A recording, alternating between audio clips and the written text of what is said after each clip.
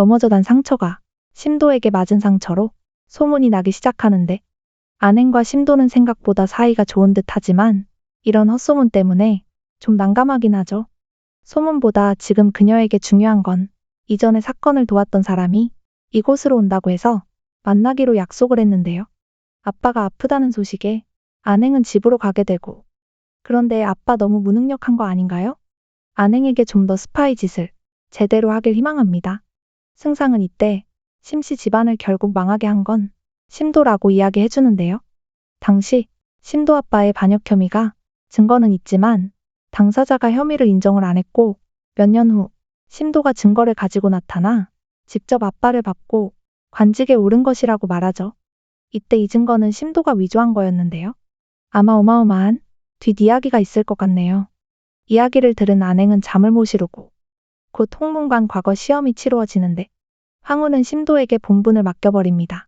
그도 그럴 것이 영안공주도 승상도 못 믿을 만하죠. 한편 갑자기 나타난 심도와 혼인하기 싫어 도망갔던 셋째 언니. 문제는 언니와 함께 도망갔던 한세원이 살인사건의 용의자가 되었는데요.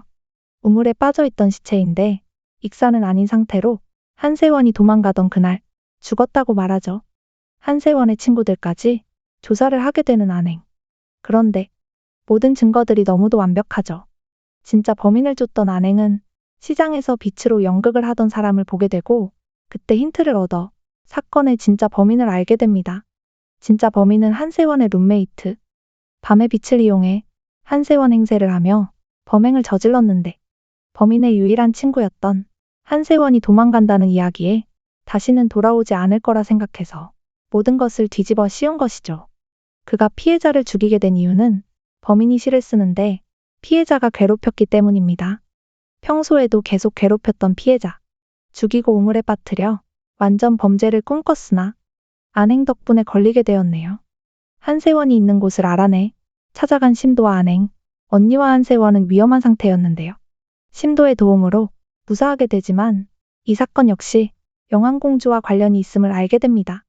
이전 사건인 탕부인이 분신할 때 5년 전 사건에 대해서 말했었는데요. 5년 전 연쇄살인 사건으로 50여 명의 여자들이 죽었는데 피해자들 목 뒤에 새겨져 있던 나방무늬가 독특했죠. 병부로 돌아와 여인 살해 사건에 대해 관심이 없는 양주임을 대신해 조사를 시작하려는 안행. 문제는 한세원과 영안공주의 관계였는데요. 공주는 한세원을 좋아하고 있었지만 안행의 언니와 도망을 쳤던 한세원. 관계가 정말 점점 더 복잡해지네요.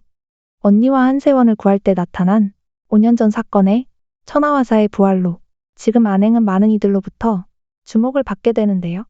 병부주임은 안행의 행동이 병부와 상관이 없음을 알리고 레라직, 영안공주, 그리고 장시랑까지 전날 일들을 모두 물어보게 됩니다. 모두가 안행의 수사를 말리게 되는데요. 언니는 한세원과 사이가 좋을 뿐더러 완전히 한세원을 믿고 있는 상황. 황후의 최측근 여관, 선혜사의 도움으로 황후를 접견하는 심도. 전날의 천하화는 이미 5년 전 죽었으니 부활이 아닐 거라 생각해 조사를 시작하려는데요. 사건을 조사하는 중 레라직이 자신이 하겠다 나서게 되고 홍문관 시험 역시 승상에게 맡기라 말하지만 심도는 물러나지 않고 조사를 하게 되죠. 안행 역시 천하화 사건을 조사하고 싶어 심도를 요리로 깨어내는데요. 명패까지 받는데 성공. 첨부로 가 조사를 시작한 안행. 5년 전 사건으로 미쳐있는 주인장을 만나게 되는데요. 연영 장공주가 금수방에서 여름옷을 만들려다 그 도안이 황후와 같은 자색국화 모양이어서 부마는 자결로 사죄를 하고 연영 장고주는 자살을 했다고 말해주는데요. 그 도안이 황가의 활을 사서 금수방 가족이 책임을 지게 되었던 것. 한편 몇 일 전 반치가 안행을 도운 사건을 알고 곧 홍문관 시험을 치룬다는 그를 찾아온 학생들. 같이 술자리를 갖게 되는데 갑자기 한문과 학생들이 납치를 당하게 되고 적시에 구하러 나타나준 심도.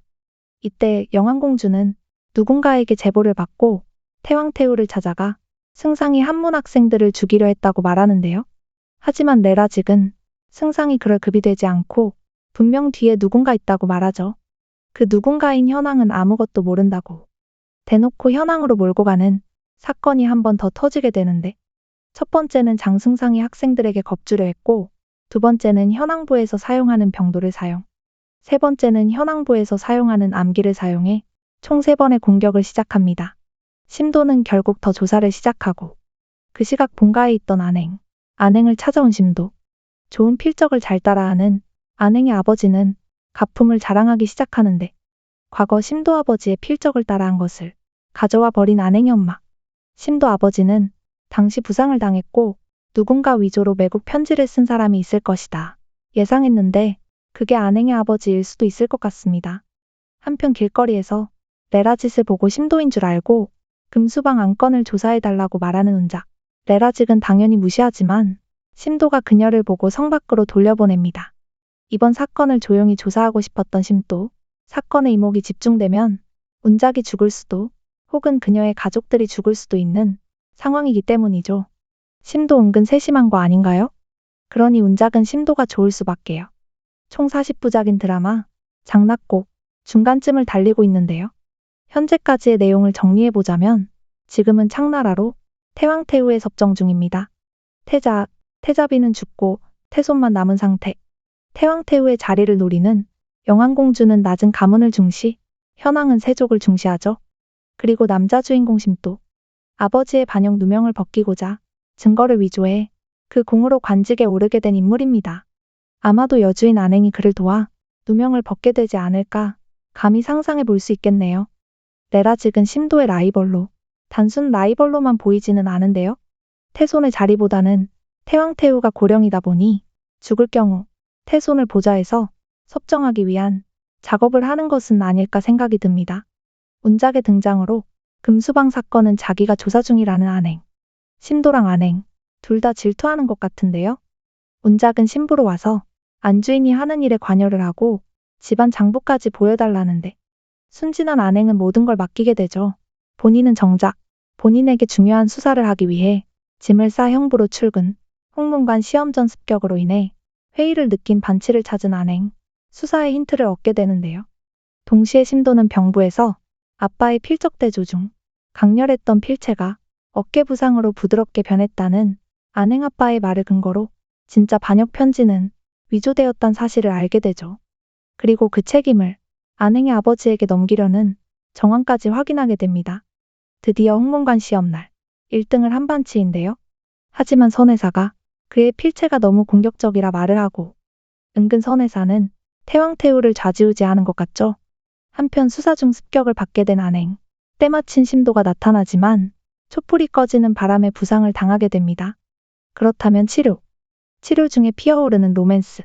그나저나 두 사람 참 서로 마음 많이 숨기네요. 다음날 본가에 가 셋째 언니와 한세원의 혼인 약속을 축하하는 안행. 그때 모두가 부담스러워하는 심도가 등장합니다. 사실 의심스러운 한세원을 염탐하러 온 것인데요. 행사가 모두 끝이 나고 본가의 안행방에서 함께 머물기로 하는 심도와 안행. 한 침대에 누웠다 어색해진 두 사람은 밖으로 나가게 되고 안행은 별자리들의 간식 이름을 붙여준 이야기를 시작하고 사실 이 이야기는 심도에게는 두 번째 이야기인데요. 어린 시절 제수방에 밤마다 찾아오던 소녀가 해주던 이야기였습니다.